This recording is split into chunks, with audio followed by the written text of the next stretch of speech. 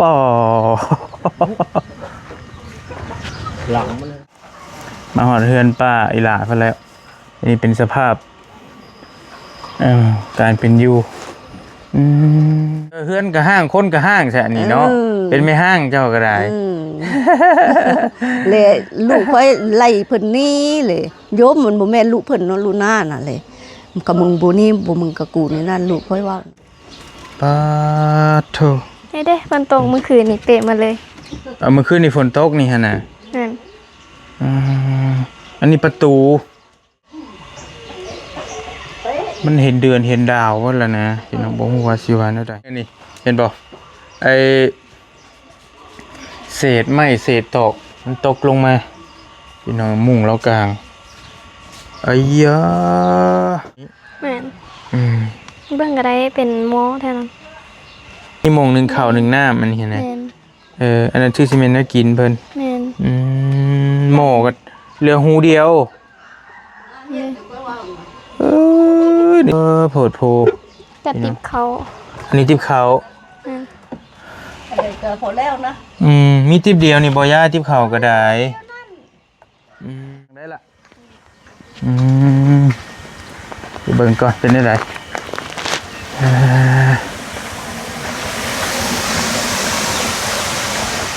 มาฮอดแล้วบ้านนี้เห็นยังไงมาฮอดเฮือนป้าน้องหลาเพิ่นแล้วหลังมันเด้อเราขี่ด้วยนี่ใส่หลังใดป่อหลังมันเลยป่อเป็นไม่เป็นโบอันนี้แหละเอ้ยคล้ายๆอยู่บ้านเฮาหัวเจกเนาะเป็นมุงแต่ก่อนนะมันก็เย็นสบายเช้าหน้าเท่านั้นแหละ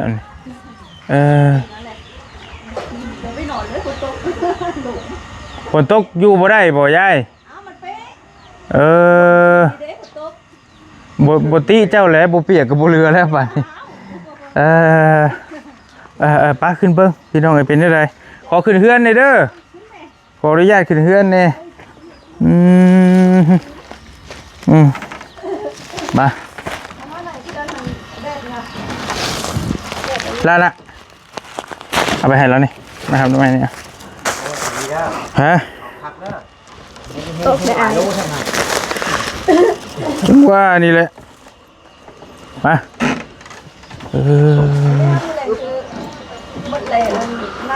โอเคขอบใจเลยเอาให้แล้วเลยเอามาฝากเด้อเขาเป็นแต่ว่าเป็นข้าวเจ้าเด้อข้าวเจ้ากับขนมก็มีฮะนะพี่น้องเลยมาหอดเฮือนป้าอีหล่าเพิ่นแล้วนี่เป็นสภาพการเป็นอยู่มีกั้นอีก2 ล็อก3 ล็อกจะนอนอยู่ไสนี่ยายนอนอยู่กลางเฮือนนี่นอนอยู่กลางเฮือนหันจะไปนั่งน้ำมันก็ได้จะนั่งน้ำป้าจะไหนก็ได้แดดกำลังซองโอเคสบายดีเด้อสบายดีสบายดีล่ะมาหอดเฮือนทางป้าเราแล้วบาทนี่พี่น้องอยู่กับไผ่อยู่น้ำลูกช่องคนลูกผู้ชายน่ะก็มามื้อนี้มาแต่บ้านนี้ผู้ลุงตลาดกูมื้อนี้น่ะเด้เห็นทีมงานบอกว่าเจ้าลำบากทุกข์ยากก็เลยแวะมาเยี่ยมเบิ้งนะเป็นเห็นนั่นนี่แหละบ่แม่นว่าไปซื้อโดยเพื่อนเรากำลังใหญ่ลังตีคักแน่อยู่แต่ว่ามันก็มันห้างได้สิใหญ่ห้างคุณว่าเธอสร้างห้างคือแมวเนี่ยจะหนีบใส่คอเราให้อ่านเลยแบบนี้จะเสือฮะแหละจะเสือแล้วฮะบ่ตกกันได้บ่เป็นยังจะอยู่กับลูกสันดอลูกชายลูกชายมืดกับลูกผู้หญิงมันบ่เป็นแบบนี้ปานใดนะมาค่อยว่าผู้หญิงเขาก็อันผัวได้ซั่นน่ะผู้น้ำเพิ่นป้าโยมมันหลายได้หลายโพมีแต่ลูกหน้า ได้ผู้ละคนเลยทั้งปะทั้งตายโพนะ เจ้าได้หลายผัว ได้4โพ ได้สี่ผัว แล้วลูกผู้หนึงน่ะอันก็ตาย โดย อยู่3เดี๋ยวนี้นะโพนึงก็ตายผู้หนึงยังอยู่3 เฮือนก็ห้างคนก็ห้างแท้นี่เนาะเป็นไม่ห้างเจ้าก็ได้ เลยลูกค่อยไล่เพิ่นหนี้เลยโยมมันบ่แม่นลูกเพิ่นเนาะลูกหน้าน่ะเลยกับมึงบ่นี่บ่มึงกับกูนี่นั่นลูกค่อยเว้านะเลยเพิ่นบ่ย้านหาเดียว บ่ถือกันบ่ถือกันกับลูกเด้เพิ่นมือ ผู้ล่าสุดนี่บ่ผู้ใหม่นี้ อันบ่อันผู้กลางอันเว้านะให้นะ บ่ความหมายผัวเจ้าผู้นี่บ่ถือกับลูกนะผู้ปะกันทำอิฐนี่บ่ล่าสุดนี่บ่ล่ะโอเคได้4ผัวพี่น้องเนาะได้รวมกันคู่คนบ่ได้ผู้ละคนได้ผู้ละคนน่ะตายเห็นผู้อันล้านอ่ะโดยผู้อันลูกค่อยเลยพ่อคนนี้น่ะลูกตายนั่นน่ะ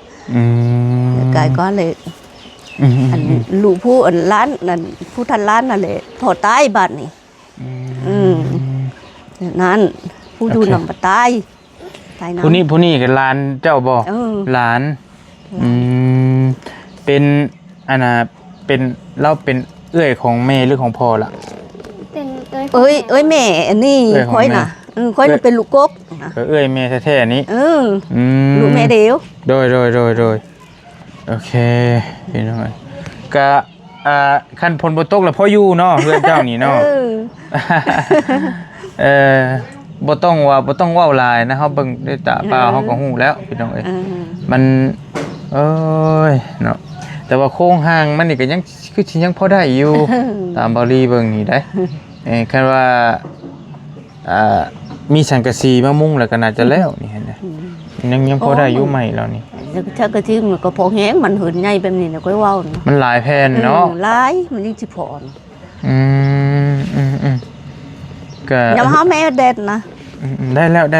ด้อยู่ดอกอันเฮือนแต่เดิมบ่เฮือนแต่จักปีแล้วอันนี้แม่เฮือนจักตะเฮืองตกตะค่อยอันเช้าผู้หืนอันนี้นะว่าไงตั้งแต่เฮือนไม่เฒ่าแม่นบ่เฮือนพ่อตาแม่เฮือนยังบ่ทันแล้วอยู่นอนมันพอนอนได้เลยนอนบ่ทันได้ช่องจำเดินบ่เลยพ่อปตายเชเลยเอาเลยมันบ่แล้วเลยโดยอยู่แบบนี้เดี๋ยวเอาละล้างมันกันห้างวันนี้มือค่อยเอาโพนก็อันพ่อตายแล้วก็โพค่อยก็ผ้าน้ำเป็นอันนี้ผ้าชื่อมันบ่ติ่มนะดิไปพันเดียวก็โพโอเคพี่น้องอันน่ะขออนุญาตอันแม่ชื่อจะใดจะชื่ออันพ่อแม่ชื่อนะมันหลายชื่อคุณห้องอันดีอันบ้านนี่นะห้องแม่หมอเพห้องแม่หมอค่อยนี่นะเด่นอันชื่อผมชื่อเบิ่งยังต่อเรื่องชื่อแล้วนี่ชื่อชื่อเราเจ้าแล้วในใดล่ะป้าเราห้องบ่ชื่อแล้วน่ะสู้ชื่อแต่ว่าอันคนในบ้านห้องวันที่พ่อแม่ชื่อนะชู้เลยปาสุโอเคปูผัดแพงแต่อย่างน้อยพุ่นเพิ่นชิงชูกุ๊กกี้ไปเลยคนห้องหนึ่งดินี่นะโดยบ่เป็นหยังอายุเท่าไหร่แล้วปีนี้โยบุจักอายุน่ะชื่อบุจักอายุเพิ่นน่ะเจ้าว่าเราจักปีล่ะแม่เจ้าจักปี50ปลายแม่47แม่เจ้า47แต่พวกนั้นเป็นน้องเด้แต่ความหมายว่าสิห่างกันจักปีบัดนี้เอาอันน้องผู้ชายเด้คันผู้หนึ่งยังได้แม่ผู้นี้นะขันโดยก็อยู่ไปสิแล้วจะก็ได้มีให้มีหน้าเฮ็ดอยู่บ่แม่เฮ็ดหน้าอยู่บ่มีก็บ่หลายค่ะคนน่ะไปบ่ได้เลยบ่เฮ็ดเลยมีแต่ชุมนี้เลยเฮ็ดหน้าน่ะค่อยไปบ่ได้ค่อยเฮ็ดบ่ได้ค่อยคัดค่อยคลีนไปใช้ก็บ่ฮอดยากนะชุมเจ้าเฮ็ดแล้วแบ่งข้าวมาให้เรากินได้จำได้ก็มื้อจำได้ก็กินอันนั้นแหละมันอยู่บ่กุ้มกินน่ะเขา8ชอบ4คนกินแนวค่อยเว้าน่ะน่าบ่หลายบัดปั่นชามผู้เยอะมันสิเอามาแต่ใช้ โดยโดยโดยโดย แล้วมันบ่กุ้มกิน ก็ลูกหลานเฮ็ดให้แหละลูกหลานเฮ็ดแล้วก็ลูกหลานแบ่งให้นะผม คอยนำไปบ่ได้เฮ็ดบ่ได้แล้วมื้อจำแต่ก็กิน โดยโดยโดย ไปให้ไปนาก็บ่ฮอดคัดคินนะ โอเคโอเคสิบ่เอาแล้วบ่ผัวยังสิ โอ้ยไผสิเอานะชาติไปใช้บ่ได้แบบนี้นะตู่ช่างเว้านะ เออย่านว่าเฮาเห็นบางคนยังเอาอยู่ได้อายุหลายแล้วก็ เอ้ยอันช้ำอายุนะเข้าไปตีคอยนำ โดยโดย คำคอยบ่คัดบ่คินคำคอยเอ็ดเวการได้นำติบ่คอยบ่จะได้พูดนะอันนี้คอยเอ็ดเวการบ่ได้แล้วก็เจ้าก็บ่เอา โดย ก็จะไปตีว่าเท่า จะ จำนี่ เป็นโรคพร้อมบ่เป็นหยังคุมื้อนี้สุขภาพจะ จักขบหมด เพราะว่าเฮาเบิ่งเจ้าคือชงสิแบบมีแนวเป็นหั่นน่ะ มีเป็นบาดเป็นบาดอยู่นี่เดี๋ยวนี้นะ เป็นบาด เป็นบาดเป็นน้ำนองอ้อก็บ่หลาย อันน่ะเป็นแบบ จักมันเป็นหยังวะ เบาหวานน่ะนะ เบาหวานเปื่อยบ่หรือจะได ประมาณนั้นแหละ โยไปกดโทรบ่เดียวนะมันบ่มีเงินไปนั่นแหละเพิ่นว่าชงชัยแต่ชื่อนี่นะชงชัยเป็นเบาหวานนี่นะเพิ่นว่าน่ะโทษน่ะไปโทรบ่เดียวนั่นแหละมันไปกดนั่นก็ดีเพิ่นก็ว่าชงชัยแต่ชื่อนี่นะไปว่าเป็นแท้นั่นก็ดีเลยชามมือดีชี้มือใครอยู่ค่อยน่ะนั่นแหละจึงว่ามันสุขภาพบ่เป็นพอปานใดนะ โอเคโอเคแล้วก็เป็นแม่ห้างทั้งเป็นแม่ห้างทั้งเป็นแม่ใหม่แต่ว่าผู้ล่าสุดนี่น่ะป้ากันนะผัวแล้วได้3-4 คน และอันผู้กกน่ะก็บ่ถือเดียวกับแม่คอย เอ็ดในเด็กก็บ่ถือบ่แม่นกำค่อยก็สิมื้ออันน่ะก็ได้เพิ่นให้แม่เขาน่ะให้เป็น แต่เพิ่นเสียแล้วโดยอันคำมาค่อยเอ็ดครบเอ็ดกินอยู่ในนั้นเพิ่นน่ะนอนอยู่มาแต่ให้แต่ยังนอนอยู่ในนี้ลูกค่อยแล่นลิ้นอยู่น้อยรุ่นนี้ลูกค่อยน่ะพอดีแล่นลิ้นน่ะนะเลยเอาตีนน่ะย่อขึ้นเชฟบัดลูกค่อยไปเพลงอันเพิ่นนอนน่ะเฮ็ดแบบน่ะเพิ่นตายค่อยก็ไปขึ้นฮอดเนี่ยค่อยว่าน่ะเพิ่นเฮ็ดคล่าเพิ่นเฮ็ดกับลูกค่อยน่ะเลยป้าจนล้มลงน่ะโยเอาตีนย่อขึ้นเลยมันคล้องเนาะมันแล่นไปลิ้นน่ะมันแล่นไปน้ำหืนน่ะนะโดยเพิ่นเฮ็ดแบบหน้าแม่ค่อยน่ะแล้วเพิ่นตายก็ค่อยไปขึ้นฮอดค่อยว่าคำพ่อตายน่ะใครได้ค่อยขึ้นฮอดพ่อน่ะธรรมดาพ่อน่ะเพิ่นแพงอยู่อันล้านกับลูกน่ะก็ช้ำเดียวเพิ่นว่านั่นพ่อค่อยน่ะเพิ่นแพง เอาความหมายแม่เราเป็นคนดุร้ายในจังน้อยนะเป็นน้อยกินข้าวกับหยังมื้อนี้ได้หยังกินลูกชื่อชิ้นหมูหมาตะเมิงพูดได้กินชิ้นได้มื้อนี้ ลูกมายามเพิ่นกามามื้อนี้ ตะเกากินข้าวกับหยังตะเกาโยลูกไม้ลูกมันไปนั่นน่ะแล้วสิกินข้าวกับมัน โดยเอ้ยพี่น้อยเนาะกินหน่อไม้กินกบกินบูกินปลาไปให้แล้วบ้านเฮาเนาะมาแต่ใช่อันนั้นก็ดีบ่มีเงินชื่อ ใครไปหา มึงไปหาเอง คำลูกไปกับลูกขายมากลางคืนขายกลางคืน เอาบ่ได้กินน้ำลูกนะลูกได้มาเลยลูกขาย โอ้เพิ่นได้มาเพิ่นก็ไปขาย คำค่อยได้สิใคร อยากได้เงินเพิ่นก็อยากได้เงินเพราะเพิ่นคำค่อยได้สิใครได้ค่อยมัน เจ้าผัดบ่มีแห้งไปบัดนี้ไปบ่ได้บัดนี้ โอ้ยกระบะพี่น้อยเนาะก็มันก็ไกลกันเติบนึงอยู่ได้พี่น้องกับเพื่อนอีลาเพิ่นนี่ก็เนาะค่อยจนบ่อ้อยังว่าเป็นเวทเป็นการค่อยก็บ่อ้อก็บ่มีรถอ้อน่ะไกลยังบ่ฮอดเช้าจักเท่าได้เธอผู้เฮือยามอ้อน่ะคนละบ้านพี่บ้านใหญ่พุ่นบ้านน้อยเด้กับเพื่อนหลานนี่ก็ได้ก็สมมาพระควรแล้วเห็นเฮือนชานเราก็ได้พี่น้องเนาะอยากได้แต่สังกะสีมุ้งนี่แหละเนาะยายเนาะตามเฮาเบิ่งนี่ได้สังกะสีตัวมันสิบ่เปียกก่อนนี่แหละแต่ว่ามันก็ใส่สังกะสีลายระดับหนึ่งสมควรเราเว้าอยู่แล้วก็ฟ้ากระจาดอีหยังต่างๆมันเป็นเฮือนใหญ่เด้พี่น้องเนาะสังกะสีก็ปาดโธแต่ว่าคันเฮาใส่ตัวธรรมดาน่ะก็บ่เปลืองไปได้ดอกแต่ว่าเฮือนก็เฮือนเข้าเรานอนอยู่ในฮะเป็นฝาเขาเบิ่งได้บ่อยู่ในขอเขาเบิ่งได้บ่เฮาโลดพาเขาเบิ่งนี่ขออนุญาตจะฮู้ว่าอยู่นอนแนวใดหั่นน่ะขอโทษเด้อยายเด้อขอโทษเด้อไปโลดของผัว จะใส่ไม้ก่อนอีละเป็นผ้าเขาอันนี้คั่วที่นะ แม่นเพื่อนครัว ปะไปเอาเบิ่งนี่ปาโถ นี่เด้ฝนตกเมื่อคืนนี่เปะมาเลย เอามื่อคืนนี่ฝนตกนี่ฮะน่ะ นั่น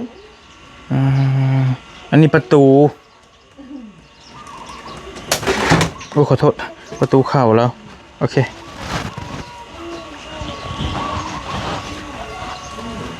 ไอเรานอนอยู่นี่บ่นะ แม่เรานอนอยู่นี่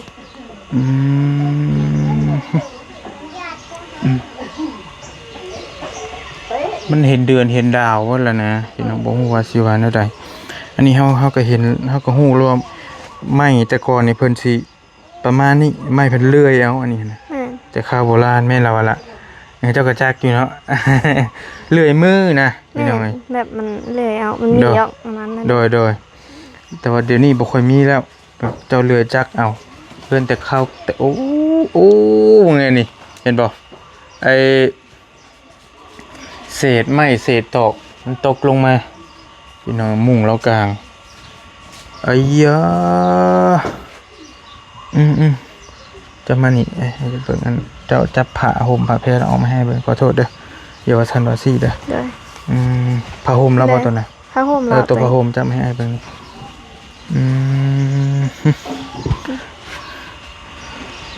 โอ้ยมีจักผืนย้ายผ้าห่มเจ้ามี เด้อ บนนอนก็ประมาณนี้แหละ พี่น้องขาดไปเรือจะใส่มันแต่อันนี้ก่อน เจ้าเคยมาอยู่บ่ละอยู่นี่ บ่เคย แต่ว่าเพื่อนไม่เท่าเจ้านี่เนาะมานี่เลยก็อันนี้เราก็ขันว่าจะซื้อนี่นะมันสิดอกหมดแล้ว เพราะว่าฝนตกนี่พี่น้องเอ้ยแต่ว่าเริ่มไหม้ปวกปีกก็เริ่มขึ้นเลยได้เห็นบ่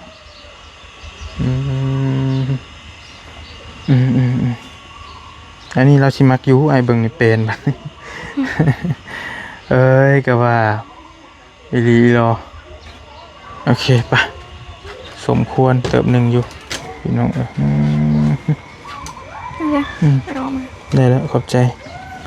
ล้างมือก่อนอันนี้ซานเราหมูเห็ดอยู่เห็ดกินน้ำกินเจ้าเอามาจะใส่ยายน้ำกินเจ้าเอามาจะใส่ น้ำมันช่างมาด่านนี่ได้มันบ่มีผู้ตัก กินน้ำบาดาลมีของมีลูกไปเอามาเพิ่นเอิ้นหมากหยังอันนั้นล่ะ เอาบัวจักซื้อ มาทำลิง ตำลิงบ่ หมักตำลึงบ่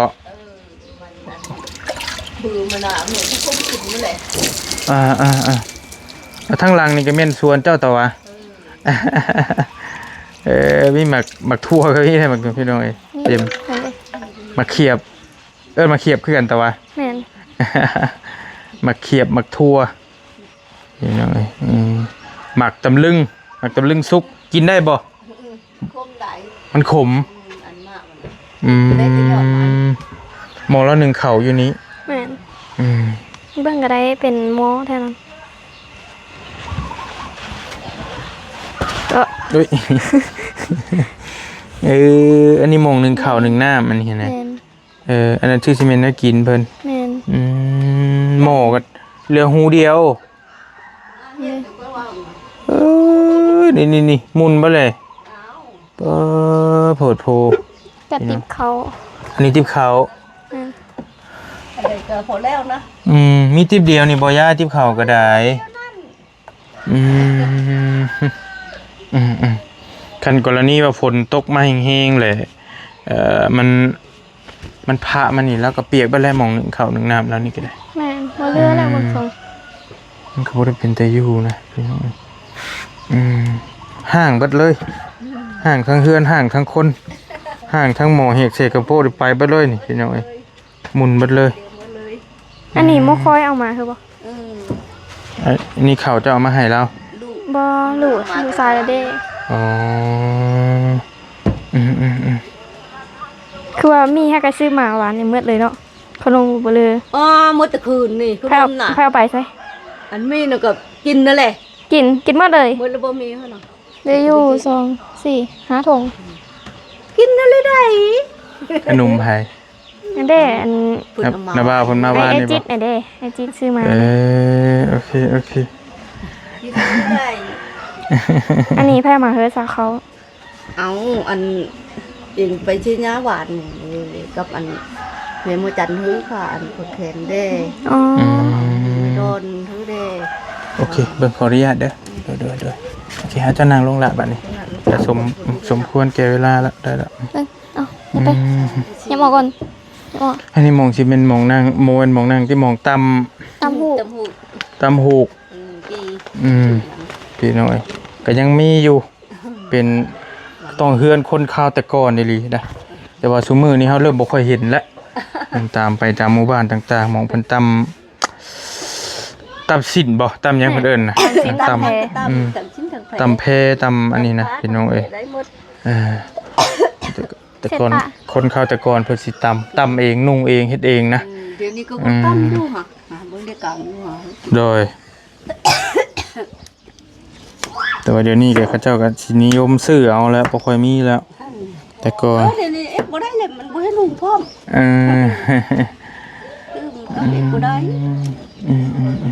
ข้าวน้ำซ้ำปลาเจ้าก็ยังอยู่บ่ยายยัง ว่าอยู่ค่ะหมู่ผมเอาเฮือนนั่นเฮือนนี้กับหนูเอามาเฮือนจังว่า เอ้ยยังเท่านั้นบ่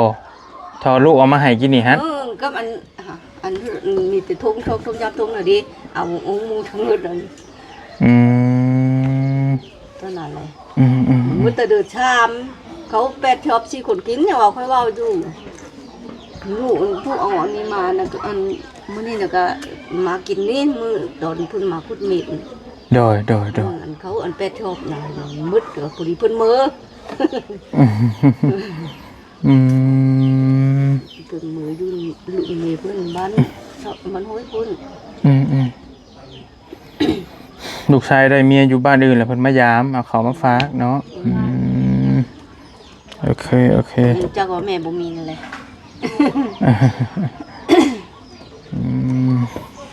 ป้าสามารถก็สมควรแก่เวลาเฮาก็สิพาไปทางอื่นนำนี่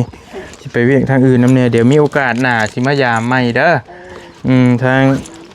เมสุซะว่าขออนุญาตนำ เอาไปเว้นได้ไหมก็พลอยนะเดี๋ยวดื้อนะ เอาไว้ซื้อได้อยากน่ากินเด้อเอาเงินให้100,000เด้อยายเด้อกระบาดแต่ย่ำฝนตกหั่นแหละเนาะตกบ่คืนนี่ เอาตกยังว่าดังลมพร้อม อยู่ในใดบัดนี้นอนรับอยู่บ่ เอาไปนอนเลยถ้าพดเอิ้นกวาดเสร็จแล้วจึงได้นอนที่หมอลำได้มันเป้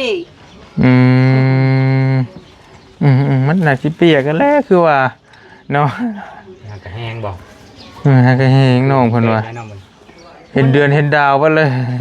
มันก็บ่แห้งปานใดพอใช้ขาเล็งหันลมนั่นแหละมันแห้งกว่า ยาในลมนะเดี๋ยวมันคุลงมาใจบอก แม่นแล้วเฮาเห็นแล้วก็ไม่โดกมันนะแต่โครงมันเนี่ยยังพอได้อยู่โครงห่างเพิ่นน่ะมุงสังกะสีใหม่ก็น่าจะโอเคอยู่นะพอได้มุงให้เราก่อนก็ เห็นเดินเห็นดาวคือบริวาร แม่นนั่นแหละเห็นเบิดเลย กึ่งปืนกันเถอะ ยามฝนก็เห็นฝนยามแดดก็เห็นแดด ดื้อ นั่งลงลูกนั่งลงตะกู้จักบ่ตะกู้นั่นแล้วมือป้าก็เด้อบัดนี้เด้ออยู่ดีมีแห้งเด้อมีโอกาสสิมายามใหม่กระบอกอยู่ดีมีแห้งสบายดีเด้อยายเด้อโดยไปพี่น้องเอ้ยอันปิ้นล่างลงไหม ค่อยๆได้ล่ะเด้อดอกไว้ล่ะพี่น้องใหม่แล้วก็ ลงมา มีแล้วจะ40 ปีบ่จักเคือนหลังนี้เบิ่งทรงนักเถิบแล้ว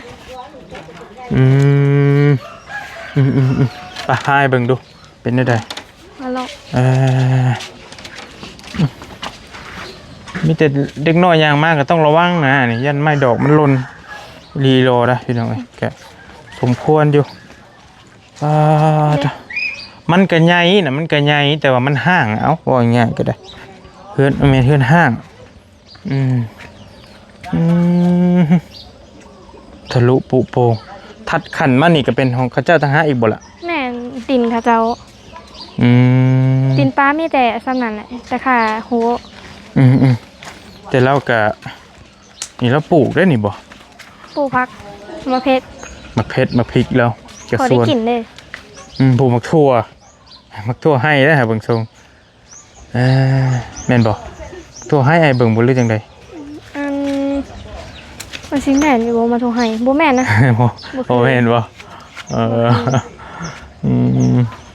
แล้วก็มีหมากอีหยังเพิ่นเอิ้นหมากอีหยังนี่หลายอย่างอยู่มันขึ้นตามนี่ หมายว่าลืมสื่อแล้วแต่ว่าอันคือกินอยู่แสบใด กินแม่นแหละหวานๆแต่ว่าหวานๆส้มๆเนาะค่ะเย็บไหม โอเคนี่เป็นด้านหลังพี่น้องทั้งหลัง